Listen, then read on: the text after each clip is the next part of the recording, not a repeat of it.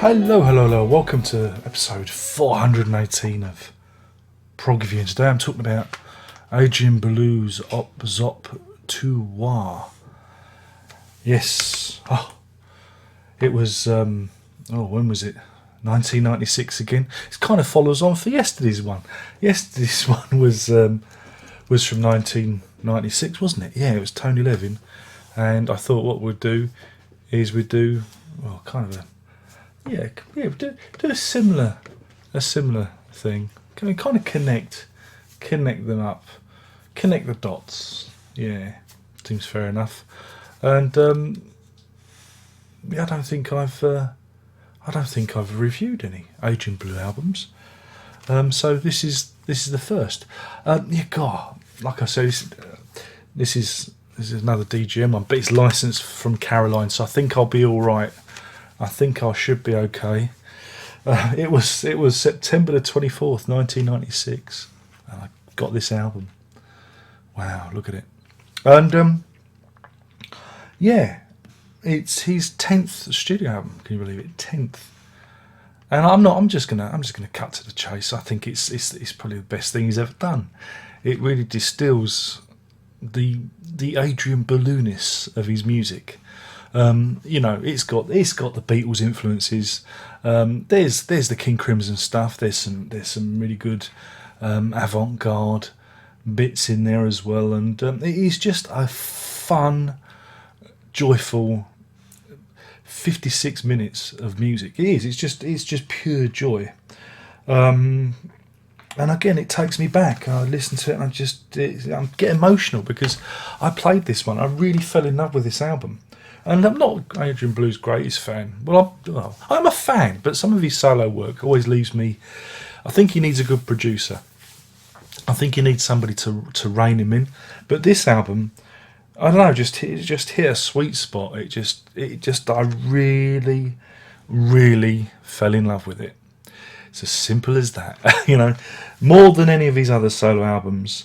And it starts off with the piece of bow and drum. I think he still plays that one, and it's a real manic thing. And this is what you get. You get like instrumental bits and song bits, but they're interspersed with more experimental pieces like wordplay, drum beat. And in the track 6 string is a great love song to the guitar. It's just joyful. Then we have Her Love Is Mine, where you get the first references to the power to believe. Yeah. Oh yeah. It comes back. It comes back to this album.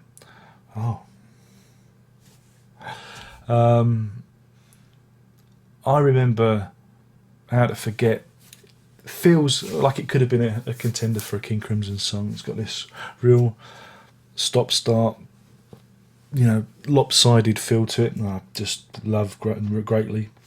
The title track, Op Zop 2R, is an instrumental, and it's just it's a really good, fun piece. Just love it. Time Waits is a more traditional ballad type song. Modern Man Hurricane Blues is quite heavy. Live in a Tree is, again, it's just, how do you escape the inane noise of modern life? Go live in a tree. This is what I always tell people who believe in conspiracy theories and are worried that the government is tracking them. I say, go live in a tree, because that's the only way you can get away with being tracked, because no matter what you're doing, they're keeping an eye on you. Ooh, put your tinfoil hat on now. And this is followed by 2 minutes and 40 seconds of pure joy, Something to Do. I love that track so much. I did a cover version of it. It's on my now legendary Bad Cover Version album, which you can download for free if you can find it on my website. I just love that song. There's bits of it feels a bit Beatlish, with the drums and everything, and it's just a truly great track. Then the album starts to wind down somewhat. The track Beautiful. High wire guitar is a bit, all over the place. Sky Blue, Redbird, Greenhouse is a description piece. Ruin After the Rain is nice. And then it ends with the track On, which again is very, very, very, very reminiscent of the Fab Four. And it is just a celebration. It's just a celebration of life, I believe. And I just think it is a truly, truly wonderful album. And this is the one he should be remembered for. And, that's it. I've run out of things to say. It was that good.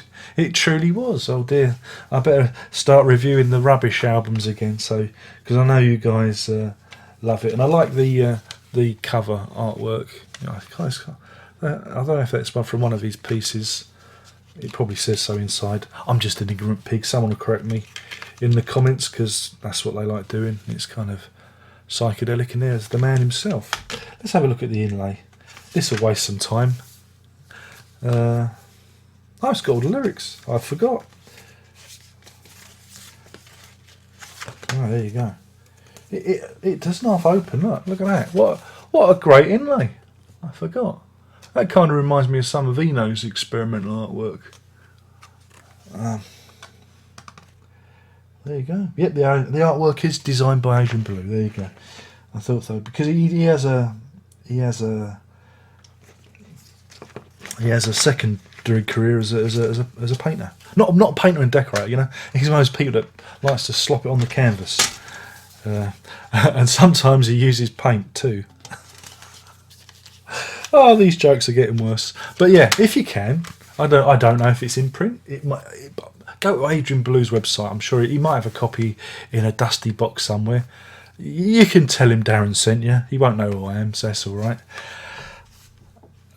He's got better things to do. But yeah, so Obs Op 2R, it gets 5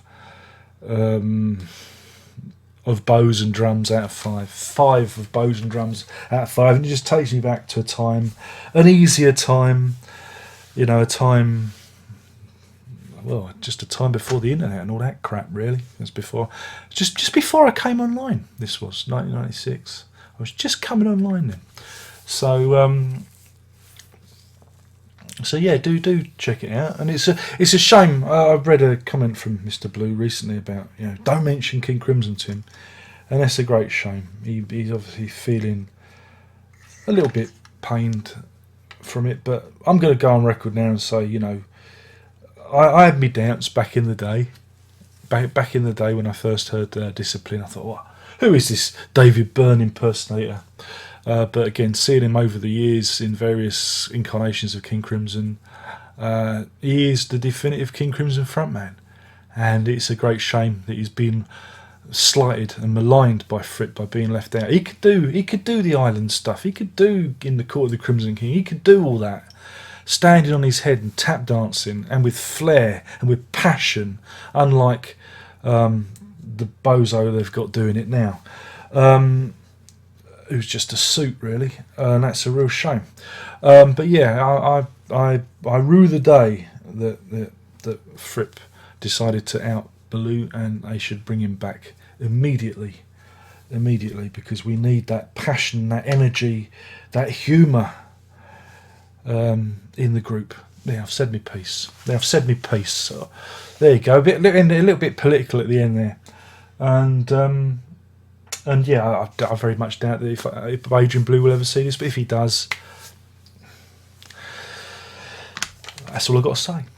Anyway, my name's been Darren. Look, I've been talking about Obs Op 2R by Adrian Belew, the definitive King Crimson frontman. Yeah, and that's something to say, because I'm a big fan of John Wetton. You know that, but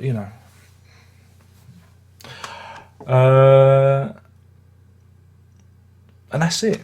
I think we're done. Only one more thing to say. I'm going to go for 2 thumbs. I'm feeling pumped up by this record, so you're going to get 2 thumbs today. Are you ready? I'm going to stick both thumbs up here. Oh yeah, Prog on.